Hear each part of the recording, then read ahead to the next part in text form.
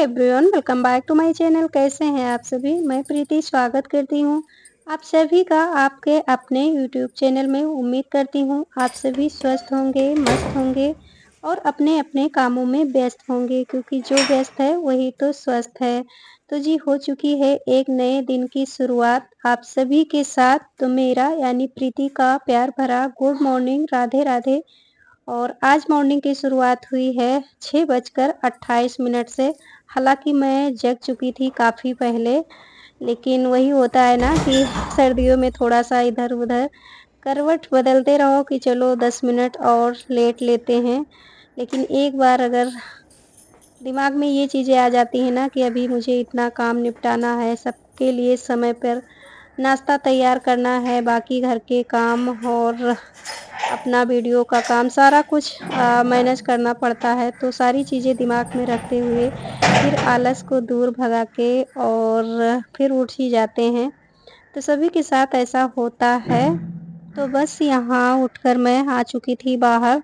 बाहर का लॉक वगैरह खोल दिया है और कोहरा लगा हुआ है। ज़्यादा तो नहीं है आज, क्योंकि रोज़ बहुत ज़्यादा कोहरा लगा हुआ रहता था। मतलब आस-पास की चीज़ें भी नहीं दिखाई पड़ती थी, आस-पास के घर भी नहीं दिखते थे। लेकिन आज इतना ज़्यादा नहीं है, लेकिन हाँ, थोड़ा-थोड़ा सा कोहरा है अभी। और आस-पास से बैकग्राउंड में आवाज़ आ रही होगी, तो आस-पास के गेट वगैरह सब खुल रहे हैं। सभी लोग अपना उठना स्टार्ट कर दिए हैं। तो सुबह-सुबह का शांत माहौल रहता है, काफ़ी अच्छा लगता है। तो बस बाहर का थोड़ा-सा व्यू आप लोगों के साथ शेयर किया और इसके बाद फिर चलते हैं अंदर और लगते हैं अपने काम पे। और गाइस, मैं बताऊँ, आज मुझे बहुत सारा काम निपटाना है। जैसा कि 2025 जाते-जाते बहुत बड़ा गम दे के गया हमारी फैमिली को। तो मैंने मतलब बहुत सारे काम मेरे पेंडिंग में थे। तो मैंने सोचा चलिए आज लगते हैं काम पे और सारा काम निपटा लेते हैं।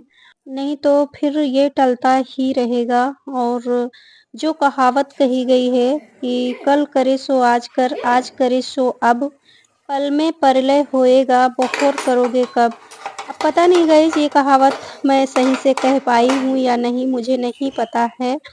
लेकिन मैं कहावत ये इसलिए बोली हूँ, क्योंकि जिस दिन मैंने अपना काम सारा ठाना था कि आज मुझे ये सब काम निपटाना है, उसी दिन मेरी फैमिली में बहुत बड़ी मुसीबत आ गई थी।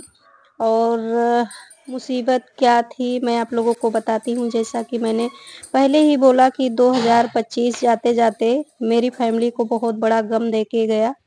तो मेरे जेठ जी एक्सपायर हो गए थे। तो इसीलिए तो उस दिन मतलब मैंने सोचा था कि आज घर के इतने सारे काम निपटाने हैं, लेकिन काम कर ही रही थी तब तक ससुराल से फ़ोन आ गया था। तो मुझे फिर घर जाना पड़ा। तो मेरा काम तब से ऐसे ही पेंडिंग में चल रहा था। बस रोज़ का वही खाना-पानी हो रहा था और बाकी मन भी नहीं कर रहा था कुछ करने का, और ठंडी भी बहुत ज़्यादा हो ही रही थी। और गाइस, मैं बताऊँ, इतनी एज भी उनकी नहीं थी। मेरे हस्बैंड जी से शायद 2 साल या 3 साल बड़े रहे होंगे। लेकिन वही है कि बीमारी उम्र थोड़े देखती है। तो यही सब था। तो मेरे परिवार के लिए मुसीबत बहुत बड़ी दे के गया 2025। तो चलिए चलते हैं वीडियो की तरफ। तो मॉर्निंग में मैंने मशरूम की सब्ज़ी और रोटी बनाई थी। तो चाय नाश्ता हो गया था, हस्बैंड जी के लिए टिफ़िन पैक कर दिया था और मैंने भी अपना चाय नाश्ता कर लिया था। इसके बाद जो है लग गए थे घर की साफ़-सफ़ाई में। तो काफ़ी टाइम से ये जाले वग़ैरह मैंने नहीं छुड़ाए थे। हालाँकि ज़्यादा थे नहीं, बीच-बीच में साफ़ करती ही रहती हूँ, लेकिन वही होता है कि थोड़ा-सा साफ़-सफ़ाई कर लो ना तो मन को सुकून मिलता है। तो बाकी तो हमेशा करती ही रहती हूँ। तो थोड़ा-थोड़ा बीच-बीच का मैंने गाइस वीडियो बनाया है। और आरओ की आज छुट्टी थी, तो मैंने कहा चलो बेटा थोड़ा-सा शूट कर दो। तो जाला वगैरह छुड़ाने के बाद मैंने दोनों रूम अच्छे से धुल लिए हैं। और गाइस, ये झाड़ू जो है मैं धुलकर जो रख रही हूँ, तो मैं आप लोगों को बता दूँ, ये वाला झाड़ू जो है तो मैं जब रूम धुलती हूँ तभी ये उपयोग में आता है, और बाकी मैं किसी चीज़ में इसको प्रयोग नहीं करती हूँ। बस सिर्फ पीछे के जब दोनों रूम धुलती हूँ तो इसको पानी निकालने के लिए इस्तेमाल करती हूँ। वाइपर का उपयोग मैं नहीं करती हूँ पीछे साइड में, क्योंकि जैसे पूजा रूम है ना, तो उसमें वाइपर वगैरह मैं नहीं ले जाती हूँ और ना तो मैं बेडरूम में वाइपर ले जाती हूँ, सिर्फ झाड़ू से पानी निकालती हूँ। नया झाड़ू मंगवा कर सिर्फ इसीलिए उसको अलग रखती हूँ और बाकी अगर कोई काम होता है तो वो झाड़ू अलग रखती हूँ। तो बस पीछे के रूम मेरे दोनों धुल गए थे और इसके बाद जो है जीने पे मैंने पोछा लगा लिया था और नीचे 3 जीनों पे पानी डाल के मैंने धुल लिया है।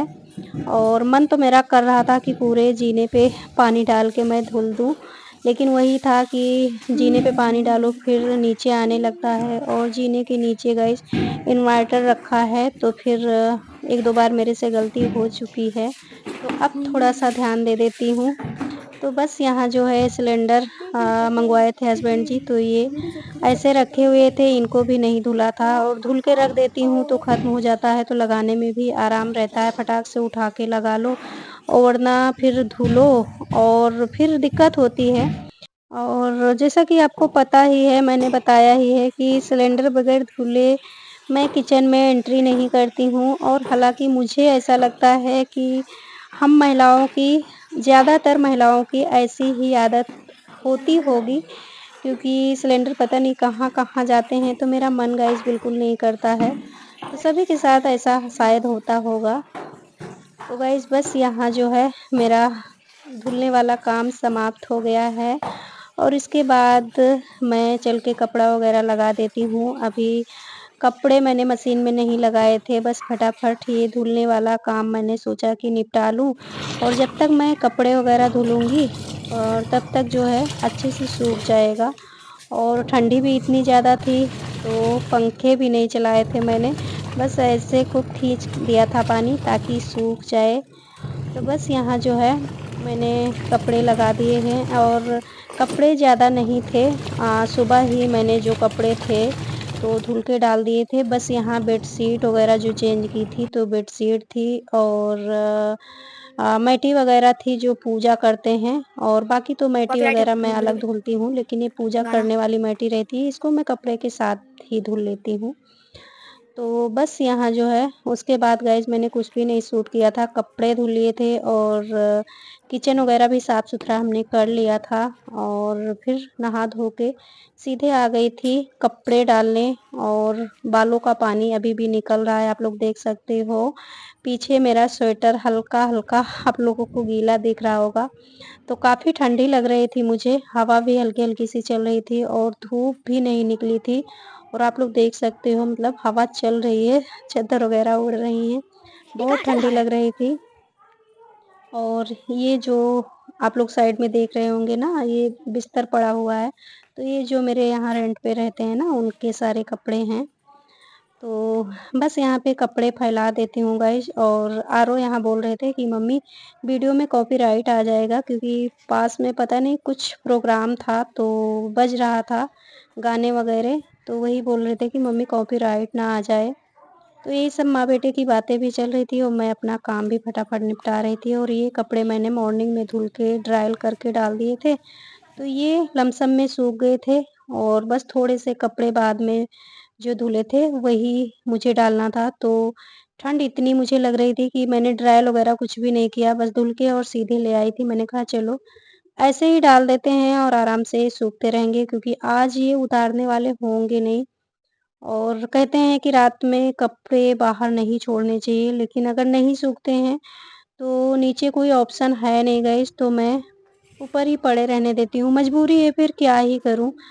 और बस यहाँ पे जो है कपड़े मैंने डाल दिए थे और हवाएँ काफ़ी तेज़ मतलब होने लगी थी, शाम का समय होने वाला था। और यहाँ आप लोग देख सकते हो मैंने ये प्याज़ जो लगाया था, तो लहसुन तो ज़्यादा ग्रो नहीं किया है, लेकिन प्याज़ बहुत अच्छे से ग्रो हो गया है, इसकी ग्रोथ अच्छी चल रही है। तो बस यहाँ जो है मैटी मैंने धुली थी, तो ये मैटी अलग ही धुल के रखती हूँ। ये जैसे पैर-वैर पोंछने के काम आती है, जो साड़ी से बनाई जाती है ना, तो पहले जब मैं यूट्यूब पे काम नहीं करती थी गाइज़, तो मैं ऐसे काम किया करती थी, कहीं मैटी बना रही हूँ, कहीं स्वेटर बना रही हूँ, कहीं सॉक्स बना रही हूँ। मुझे ये सारी चीज़ें आती हैं। हाँ, मतलब बहुत ज़्यादा नहीं आती, लेकिन हाँ, इतना आती हैं कि अपना काम मैं चला सकती हूँ, मतलब चला लेती थी। लेकिन अभी के समय में नहीं बनाती हूँ कुछ भी।